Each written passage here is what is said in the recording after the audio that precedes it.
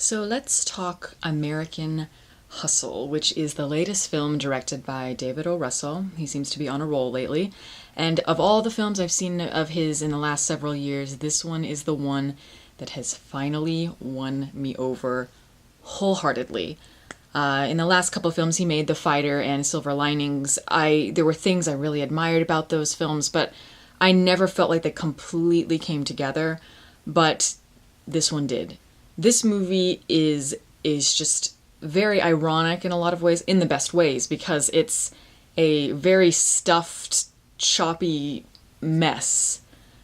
But it is a brilliant choppy mess. The narrative deals with themes that are very close to the American heart and just people in general. It deals with sleaze and volatility, people that are very manipulative and conniving, and it's about what we'll do, what lengths we'll go to, in order to obtain wealth and worth in the American dream, so to speak.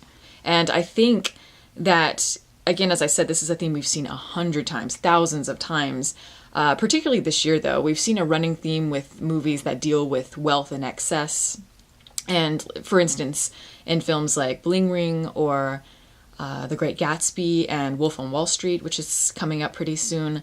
But I think what's going to set this movie apart, and what set it apart so far from the other films, is, I think, the richness of the script, the multi-dimensional quality of the characters, and I think the fact that it's just really entertaining. I mean, even for the casual moviegoer, you can't help but be just completely pulled in by just the dynamic quality of the script.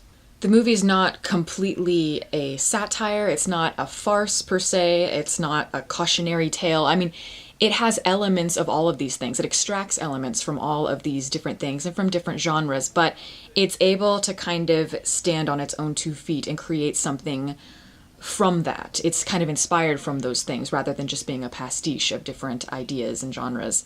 And the direction really represents that as well. There are a lot of elements from Scorsese. I mean, that's the first thing you think about when you watch this movie, how much it's like Casino or Goodfellas. And it has that, the camera fluidity, the narration. It's very stylized, and, it has that musicality as well. It also reminded me, of course, of Paul Thomas Anderson's Boogie Nights, but it never feels like it's too grounded in that world. It sets itself apart. I remember the first several minutes of the movie, there's a lot of narration, and it did remind me so much of Scorsese that I was kind of rolling my eyes going, great, here we go with another Scorsese ripoff. But it really does stand apart in the fact that it's just dynamic, and it has these borderline ridiculous characters that live in this ridiculous world, but you can't help but be completely entranced by it. The acting in this film, like in all of David O. Russell's films, it's just powerhouse. Fantastic ensemble cast, but this is the first time that I think that the ensemble and the script and just the movie itself, the plot, all kind of intertwine in almost a very flawless way. And I think that this movie's going to get lots of Oscar nominations. I mean, Amy Adams' cleavage deserves a nomination alone.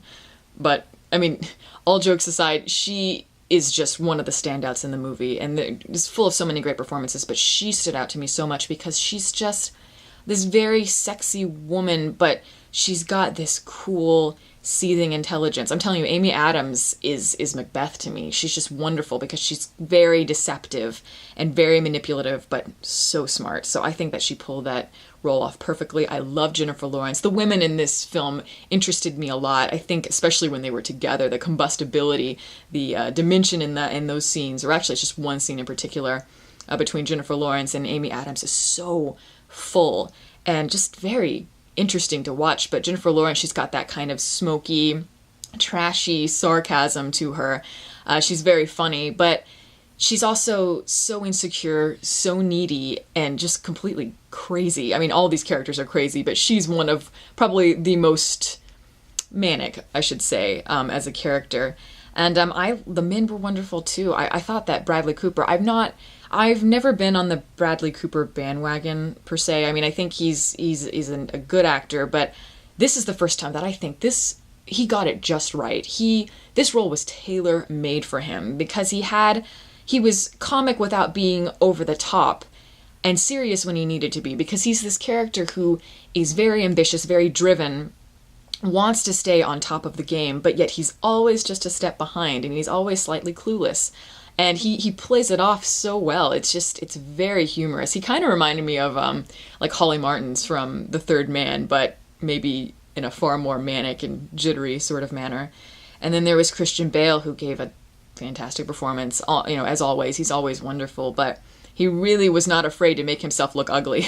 And I know he does that quite often, but I mean, he put on a lot of weight. He has this awful, awful comb over and these hideous 1970s clothes, which, I mean, 70s were awful for fashion anyway, but he is able to be sympathetic, though, because he is the main character. And even though, I mean, despite all his philandering and the idiotic choices he makes, he wants other people to be happy. He's trying to do things for other people and himself, and that's something that we all try to do, I think, ultimately. So even though he may go about it in a way that you disagree with, you can't help but kind of root for him. I think the scene that stuck with me the most is probably, it was a scene with Christian Bale where he is in front of a mirror. It's the very first scene, and he's in front of a mirror, he's getting ready, and has this, as I said, ridiculously awful comb over, and he's trying so hard to cover up the fact that he's balding, cover up the flaws, shall we say, and it just looks so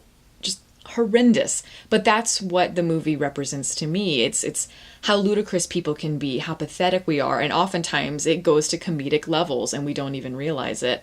How we're constantly trying to cover ourselves with artifice to avoid that vulnerability. And that's the ironic thing. We want to cover up our insecurities, yet we want to be vulnerable at the same time, if that makes any sense. And I think that is a very ironic but universal theme that we can all relate to. And this is one of the best movies of the year. Go see it. I can't imagine anybody not at least getting something out of this movie, even if you don't like it. But I honestly can't imagine anybody not liking it. It is just wildly entertaining. For any movie buff, go see it. And that's my review. If you would like to comment, let me know what you thought about the movie. Just comment section right there. And also, if you'd like to follow me on Twitter, the link is below. And thank you for listening.